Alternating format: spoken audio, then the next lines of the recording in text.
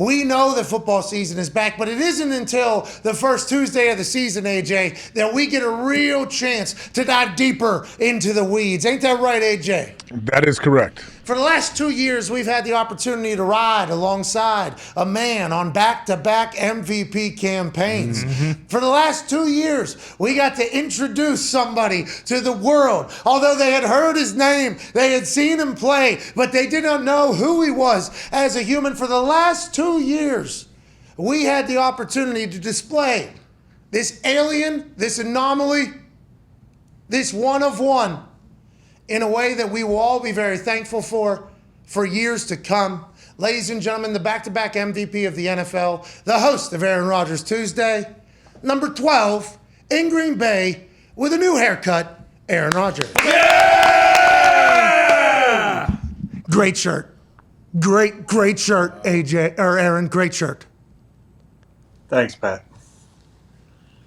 We're all Mustangs here, aren't we? Goddamn right we are. We're all Mustangs here. Except for Connor. Except for Not Connor. true. Connor's not a Not true. Mustang. Not a Mustang. Go Plum. Hey, let's go Mustangs! Mustangs! Mustangs. Hey, you had that water last week. What is it? I assume that water tastes better than the water that I'm drinking right now. This is raw Nam-Ham coconut water. Is that ayahuasca? Right from the Microdosing? No, it's right from the source, made in Thailand, and pretty incredible. It's a new product I just found, so checking it out. Staying hydrated, bro. You know how we do it. Hey, you're damn right. I'm with you. Now, this one's from Fiji. Yours is from Thailand. I'd assume your water is better, but I appreciate the hell out of you for joining us. Let's dive into it. How is the mindset? Last year, pretty similar start. I think this isn't a new feeling after week one, trying to figure some things out. How are you here on this Tuesday? Have you moved past the Vikings game already?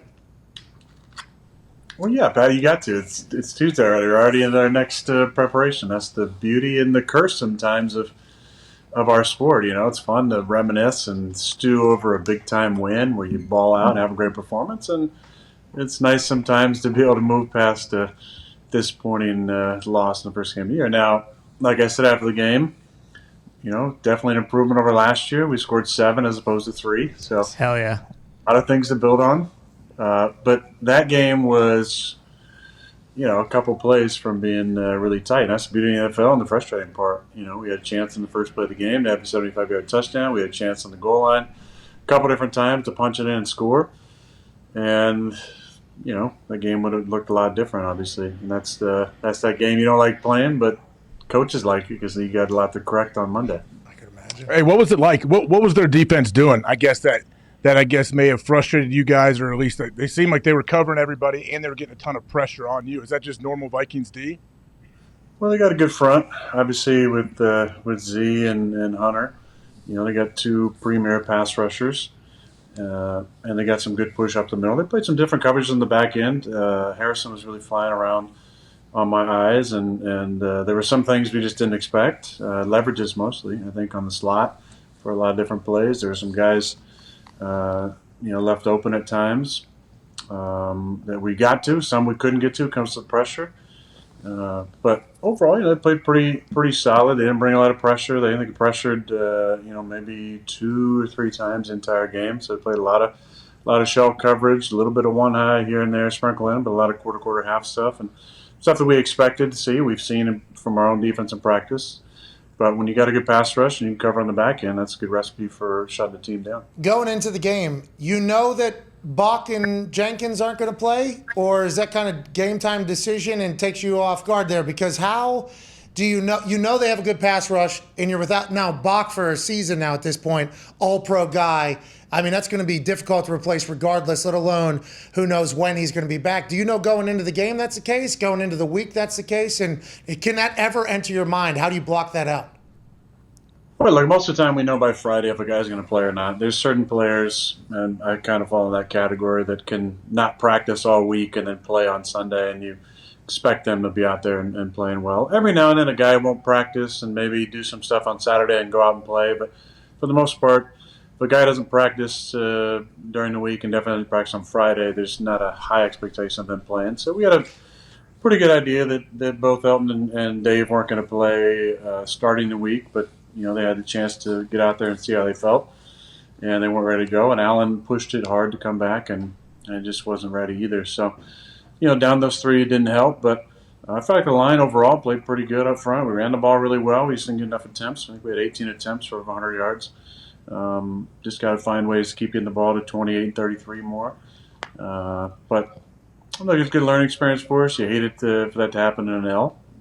Learning experiences and wins are a lot more fun, but I'm sure there's overreaction. Monday, the first Monday of the whole football season, after the games have happened, it's, I'm sure, a really fun time for all media types, because you can write a team off, you can crown a team, you can make some wide sweeping decisions about certain teams or players or sides of the ball, and we're just getting back to work and hoping to put a little better product on the field this Sunday. Now, I don't know if it's been since the ayahuasca trip a few years back that made you change your mindset about football and life as a whole.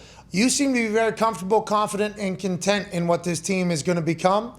You said that after the game, you're like growing pains and everything like that. Young squad around you. We saw that literally on the first play. You already referenced it.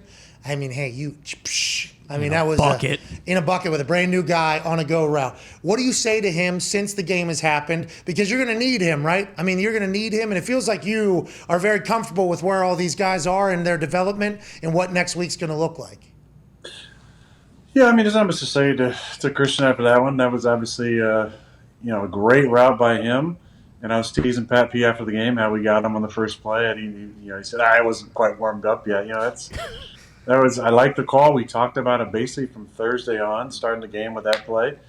And, in so many words, unless the coverage was something else, I expected the ball to go to Christian. And so we talked about that and the type of route he wanted to run, and the fact that he could score on his first play as a Packer. So there's a lot of things that kind of lined up there really nice. But look, there's not much to say there. Drops are going to happen. They suck more when it would have been a walk-in touchdown. But the ones that are most frustrating are the mental mistakes, and we made way too many of those on Sunday, and that's what we got to clean up. There's going to be drops. You hope not for a touchdown again, or at least not a bomb touchdown. But it's the mental mistakes we really got to clear up. There was a lot from a lot of people, and what do you mean? Can you give examples for people that don't know what that means? And is this what you were motherfucking about on the bench? Yeah, give Tom a break. Probably, yeah. Okay. Probably. They were zoomed in real tight. I heard. I could hear a couple of the words. It felt like, but there was a lot of this, and it was fucking every time. This is that what you're talking about? Is that the frustrating thing? And what are some of those things, if you could expand upon? Well, I think it goes into the why, which is the most important thing in football and often in life, is understanding the why. Here we go. So we have a play, right? And you install it and you talk about it. That's paper football, right? To go into it, the next level before you get onto the field is the understand the concept of why. What are we trying to accomplish with this play, and how does that affect my specific role on that play? That is the why part. Why we're running this play. So it might be because of certain coverage, it might be because of a certain matchup, it might be because of a certain adjustment you're expected to run on a certain play. I mean, that's what we just need to clean up a little bit.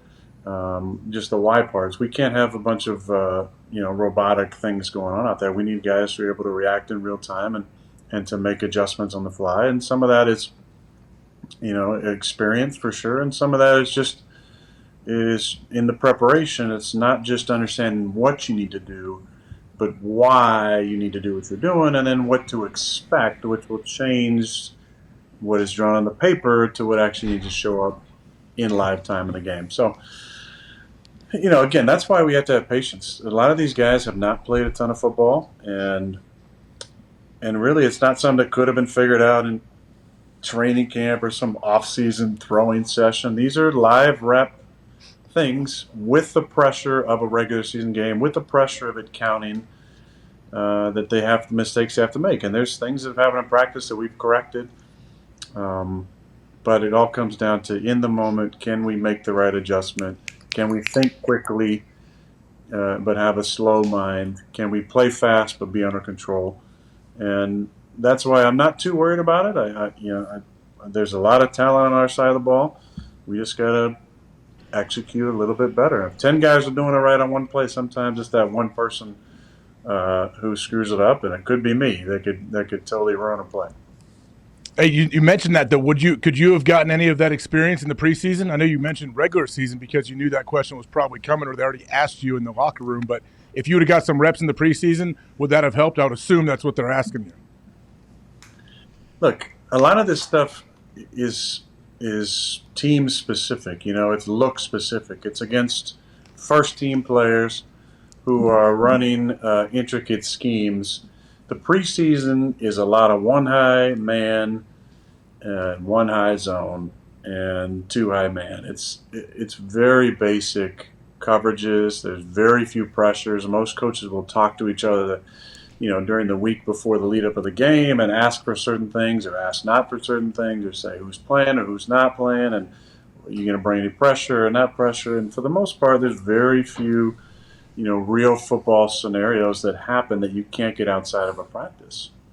The only thing is that there's more people watching those preseason games. Other than that, the practice reps are the most important because you're going against the number one defense when it's the ones-on-ones, and they're playing intricate coverages and schemes and trying things, and you have to react in real time. So those are the most important reps. The preseason is just to see if anything changes when the lights go on for certain players, but that's why I said we're going to be a work in progress. I said it before the season. I said it after the game. We have to have patience with these guys, all the guys, not just the young players, but all the guys, because there's an adjustment with the way things were doing. Bill Belichick actually said preseason games, nobody's showing anybody shit. He actually said it like last week. He said, nobody's showing anybody anything. All the cards are on the table week one. The cards, it seemed like that the Vikings were putting on the table were fucking good. And I know you've been in the NFC North for a long time, and the Vikings have looked at the Green Bay Packers for a long time as the team that's gotten in their way. They probably had a couple good squads that could have won on runs, but the big bad wolf was in the NFC North in that frozen Dahn in Wisconsin, which is you. Yeah. What did you see from that team? I mean, it looked like their defense was able to get pressure. Offensively, Justin Jefferson, and you said it afterwards, hey, man, couldn't help but pay your respects, I feel like, to how he played and what he did. Did you notice anything different about that team with Kevin O'Connell's leadership over there? Well, I'm happy for Kevin. Kevin used to be a workout buddy of mine in San Diego years and years ago. As young players, we worked out in a gym out there. You're so old, bro. That guy's a head coach now. Damn. In your division, you're old ass, bro. Old. I'm happy for him though. He's been some different places and done a great job, and he obviously has the charisma to lead a team and the intelligence to come up with good schemes. They're obviously running a similar offense that we run. I'll tell you what I told Justin after the game. I said he was the best player on the field, and I meant it. I didn't say it tongue in cheek. I've been a fan of his since I watched him in college, and he's a dynamic player who is an excellent route runner.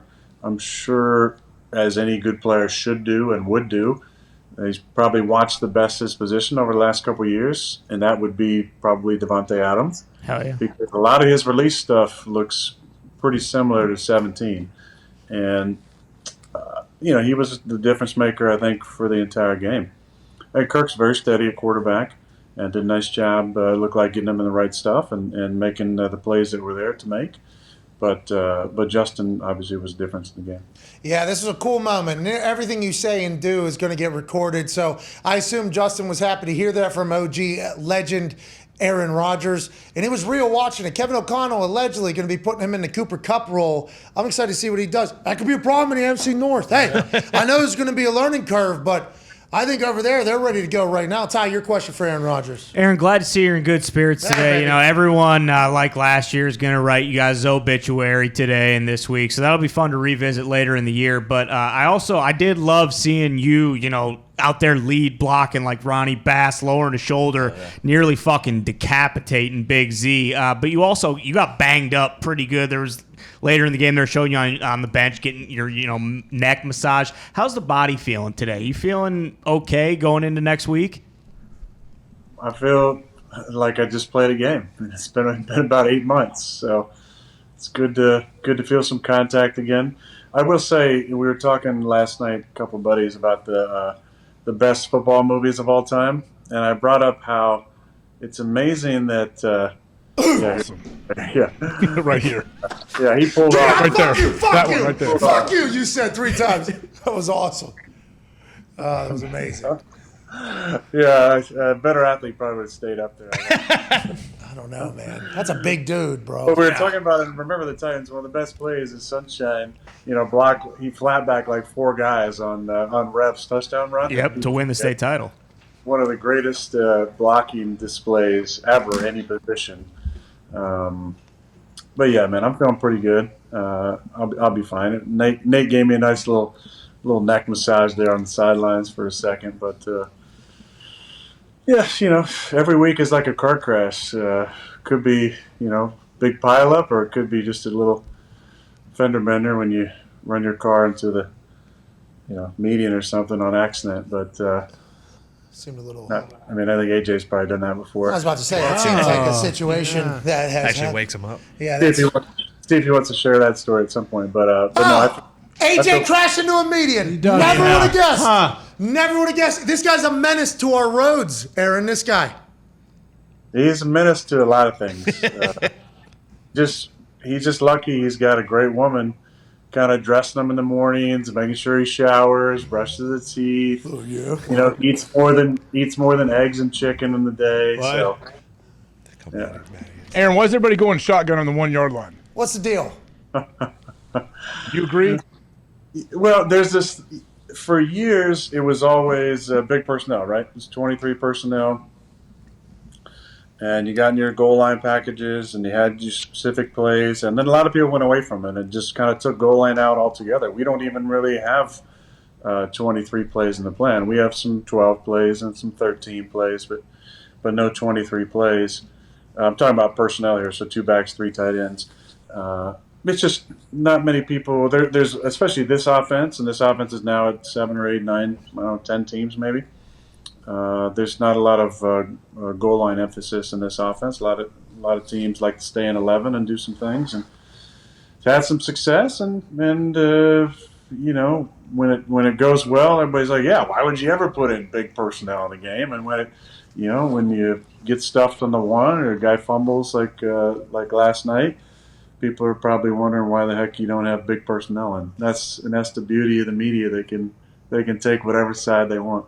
Have you talked to Hackett since last night? He's taking it on the shins right now about the whole timeout, 64-yarder at the end. If McManus, who is an incredible kicker, I'm a big fan of, with a big leg, he makes that kick and they have less time on the clock after the kickoff to get back into field goal range, he looks like a genius. But since it was a 64-yarder and the chances are low and he misses, he looks like an idiot. I guess that's just the NFL, and Hackett knows that that's what comes with the territory of being a head coach, you think, or what? Yeah, he's got real thick skin. I'm not worried about Hackett at all. I was texting with him before our game, and then during the day yesterday, and I love him. He's a great man, great coach. I thought once they took it down that the right thing to do was the kick. If they had called timeout right away, obviously the idea would have been to go for it there. It was kind of that tweener. They're on the 36. No, 46. 46, yeah, the 46-yard line.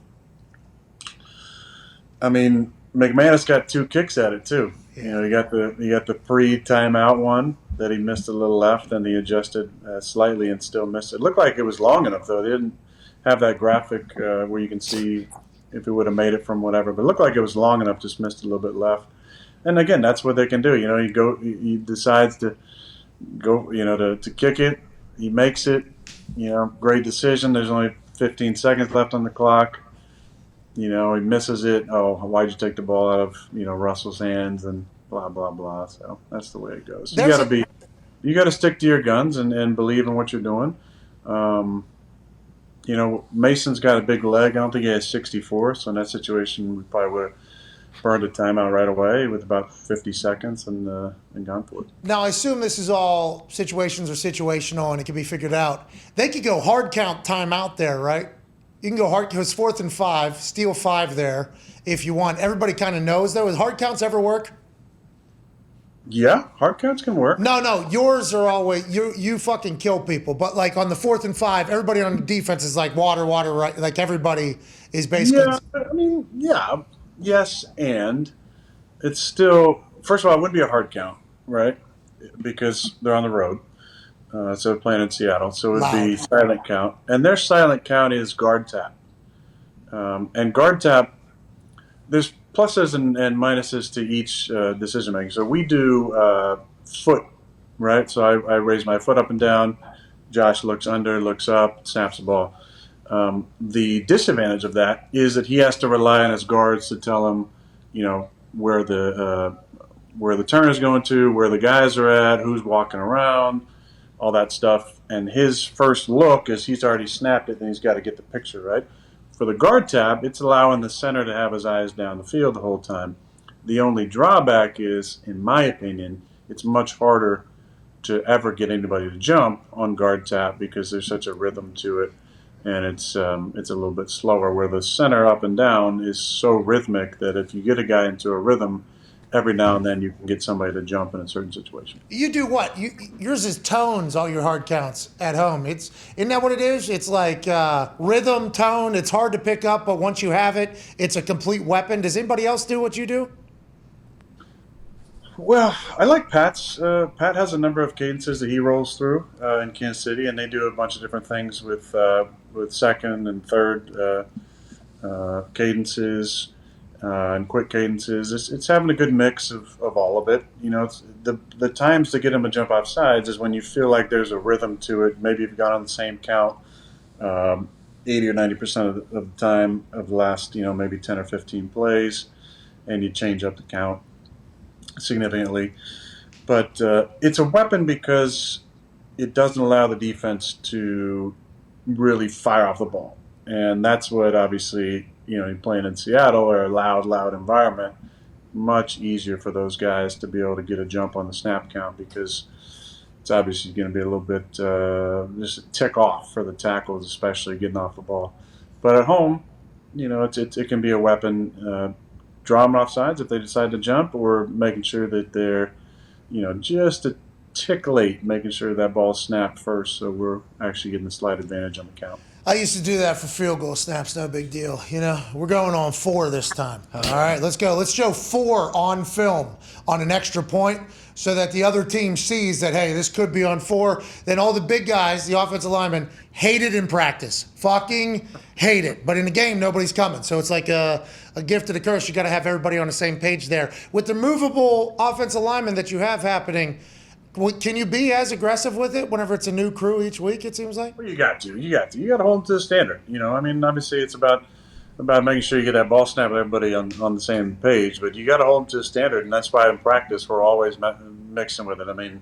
It's very, very rare, if ever, that any back-to-back plays are on the same cadence. So we're always mixing it up, and we have a number of cadences. I don't need to go through them all, but we have a number of different cadences that we can. You get different numbers and colors you use?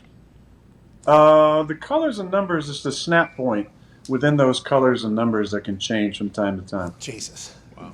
So did you take the color number from Brett? I adjusted his color number, but I used the same colors. Yes, green and blue. Green 19? Is that what is yours? Green 19. In blue 19? Blue 58. Oh, because the L in blue there and the R in blue green. 80. Yeah. Are we figuring it out? Oh, no. Wow. Oh, no. Change This is those. competitive advantage. That's why people Joe don't do Kane this used shit. blue 80, Who? I think. Joe Kane from the program, but I don't know. I'm not 100% sure on that. I'll check. I can promise you the colors in no way are related to direction. Oh, okay. Yeah, that's what somebody would say if it was, by the way. That's Zero correlation. Hey, you cut your hair, you look awesome. What made you do that? Why, at what point, was there a certain moment where you're like, you know what? Time to get the AJ Hawk and turn into a fucking sex magnet. Is that what it was? Anthony Kiedis. Yeah, you know what? I couldn't make it to supercuts like AJ, but Sports clips. sorry, sports clips, my bad. Hey, we almost had a deal with MVP treatment. We almost had a deal with sports No, I never clips. get the massage. Well, that was the problem. Yeah. Come on. AJ wouldn't get Refuses the to MVP hot treatment. out. Fools. Let him answer, guys. Massage is that, AJ? What's that? Which massage is it? The MVP treatment at Sport Clips, I do not do that. It's extra money. I just get the quick cut, but you can continue with your answer. I'm sorry. The one This type of massage or a different one? Whoa! Get your head out of the gutter. Too soon. Jeez. No, I meant like you're drinking coconut water, you're getting your feet rubbed. Oh, Oh, yeah, nice. exactly. Sounds exactly. amazing. Sure. I don't know if that's what the MVP thing is, but AJ refused to get it, so we couldn't make a deal with Sports Clips. So you tell me about it, Aaron. That's what this fucking guy is like. It's a menace. No, but I've seen AJ rock a similar hairstyle for a long time and always enjoyed it. Tim Odie, you know Tim, Age. yes. Tim has always been the stylish one in the equipment room, and he has a beautiful coif that looks very similar, just a little more gray than mine. But I think when I saw my picture from the NFL honors, I said, "Whew, might be time to." Was it the suit or the hair? All right, so after I did all my hippie shit after that, okay, at some point I'm gonna cut this. It just finally came to be, last Friday. Wait, hold on. Weren't you in the middle of a Pancha Karma puking shit routine in the middle of that NFL honors while you were wearing that full cowboy John Wayne tan suit with the hair flowing? Is that the picture you saw? You shouldn't have judged yourself in there. Listen, I don't know where you're getting your information about Pancha Karma, but there's no puking in Pancha Karma. No, I heard attic basement, same damn time. That's how you get the evil yeah, spirits yeah. out. That's what I heard. Get the evil out of it. Ayahuasca, that can happen, yes. Oh, thank you. But not Pancha Karma. We're crossing streams here, okay? Let's Oh, we do that part? get our info right. All right, so you decided to cut the hair after all the hippie stuff. The hippie stuff was obviously a topic of conversation for everybody in their life. How has the drawback been with the teammates? Did everybody come up to you and be like, hey, what's ayahuasca like? Or has your offseason been topic of conversation with your younger teammates at all, and how has that been? Oh man, it's been interesting to hear from so many different guys across the league, people, men and women, and that I know or that I don't know, reached out and asked questions about it. People from my past, acquaintances, friends, close friends who didn't understand it or wanted to learn more about it, and then teammates too. A lot of teammates pulled me aside and asked me about it, interested in it, want to know more about it. I want to know more about my experience with it. So it's been fun. Made for some interesting, cafeteria conversations, and anytime you can share some information like that, I think it's always a good thing. And I've been on some fun. Got to do Rogan's podcast finally. Got to be on with Aubrey, which was amazing. I just talked to Bill Maher, had a nice conversation with Bill.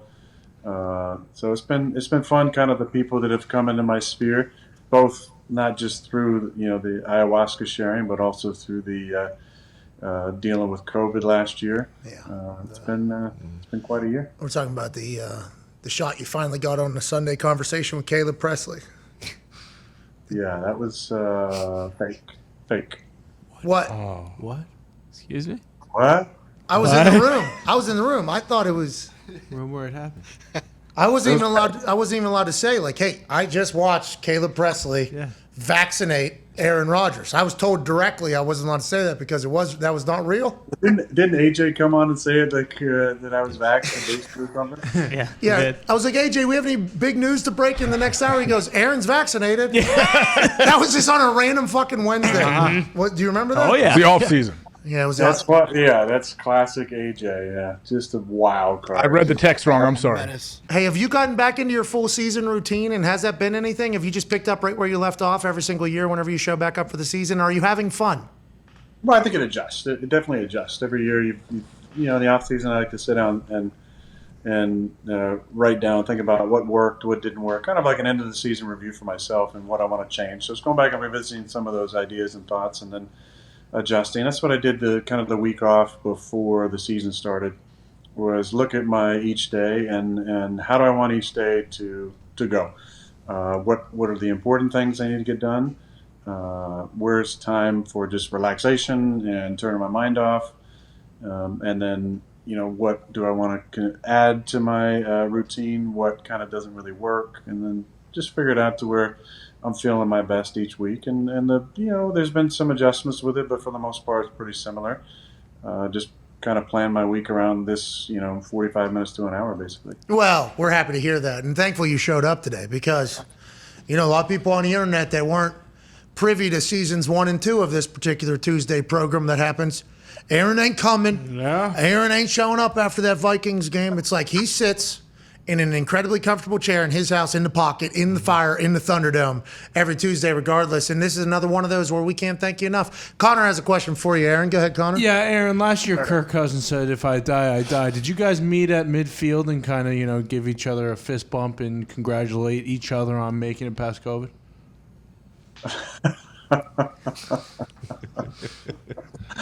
No. I respect Kirk a lot. I've played against him a number of times now over the years, and also respect his right to have an opinion about his own health and to make a decision which he feels is in the best interest. And there's zero judgment at all with him or anybody else who decides to make their own decisions. But I for whatever reason, that just reminds me of that fake quote that was out there about how close me and Kirk are, spending time together in the off season. The internet's awesome right now. Fake quotes are going more than they've ever gone in the past. Oh, yeah. Actual accounts are getting got. That's not what happened. Like, I like Kirk a lot. I think he's a super, super nice guy, very good player. But I haven't spent a lot of time with him off the field over the years. But no, we both made it through the winter of death, thankfully, and good to see us both still out there. Maybe you guys do ayahuasca together, you and Kirk. Sweet. That'd be awesome. Yeah. Go ahead, AJ. Aaron, I heard you on Club Random with Bill Maher. You told him that you're a throwback player. Your one strap, chin strap, no mouthpiece, like weird baggy pants, your big high tops, and your socks straight out of the box that they give you, so you look like the guy in the poster. You mentioned you got to see Brett Favre. Did Brett tell you all these things to do to be a tough guy, or did you just watch and absorb it? What the fuck? That's what you said, man. I just listened. Aaron, what's wrong with this guy, dude? I just Obviously brought listened. up Bill Brett Maher was now. There's smoking something dope. I going just on. listened to it. Bro, Moore's smoking dope. What? He was. All right, it's Bill. legal in California. It's not legal. I don't know, Age. Is that a real question? Do you want to Yeah, I'm ask- serious though. Yes. You got smashed I that one watched play. Brett had like 300,000 straight starts, right? Never missed a start. And he wore a single chin strap, didn't wear rib pads, What? didn't wear a mouthpiece. What? So I was like, all right, that's a standard. And then I always had bad ankles going back to high school. And for those 3 years I was a backup, I never taped my ankles. Part of it was, I'm like, well, shit, I ain't going on the game. The other part was like, after the first year, I was like, man, my ankles feel so much better. When I roll them now or have a slight roll, there's no issues. It doesn't swell up, doesn't bother me. And I realized that the less I was taping them, the more it was taking pressure off of my knee, because basic science, and I had basic science. Yeah, I didn't even want to use those two words in the same sentence. But when you lock up one joint, right, the pressure goes to the next joint, either up or down. So you lock up the ankle, there's naturally a little more pressure, structural pressure that goes to the knee. And so having a bad knee for so long, since I was in high school, I felt like, and maybe this was just a placebo effect, which is very powerful as well, but I felt like... God,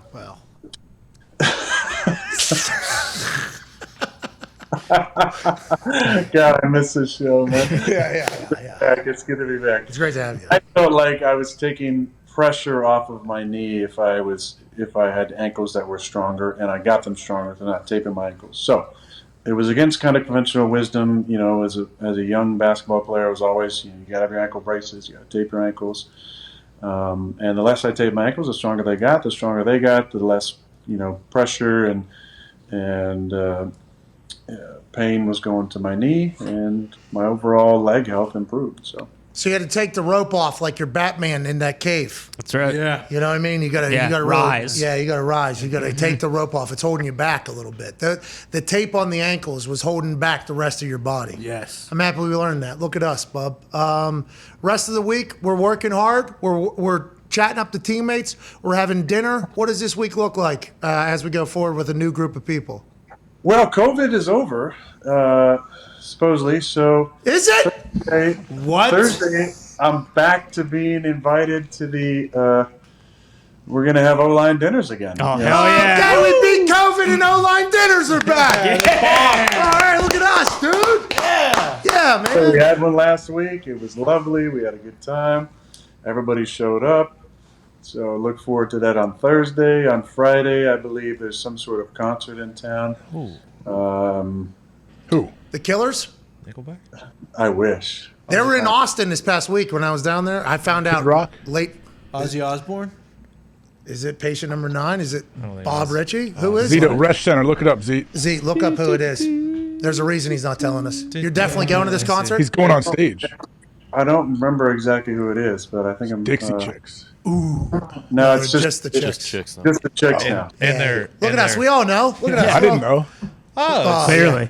it's Luke Combs, I think. Long neck, ice cold beard, never broke my heart. Fucking love that guy. Yeah. All right, enjoy the hell out of your week. We appreciate you so much. We'll start the book club next week. Once we get the $100,000 donations figured out this week, you're the best. Can't wait to see what the Packers look like for the rest of the season. We appreciate you, man. Yeah, on Sunday Night Football, boys. Hell yeah. Bird on. Been waiting all day for a Sunday night. Scott. Mike and Chris. Stir up a fire.